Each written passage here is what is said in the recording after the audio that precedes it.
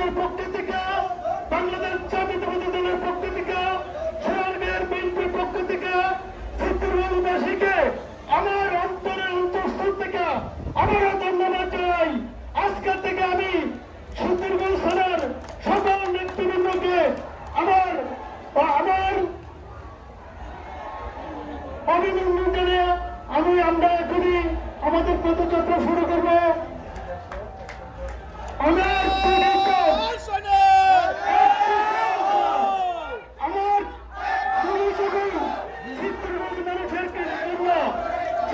মানুষের জন্য আমার সবসময় আমার নজর থাকবো, যাতে ছিটকিরগঞ্জ মানুষ ভালো থাকতে পারে, ছিটকিরগঞ্জ ভালো থাকতে পারে।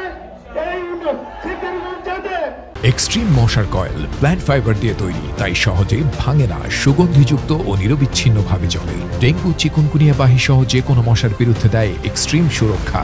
আমরা ভবিষ্যতে উন্নয়ন করতে পারি, ছিটকিরগঞ্জকে মাদক মুক্ত করতে পারি, ছিটকিরগঞ্জকে সন্ত্রাস মুক্ত করতে পারি। আগামীতে এই ছিটকিরগঞ্জে আর কোন সন্ত্রাসী চলবে না, ছিটকিরগঞ্জকে কোন মাদক চলবে না।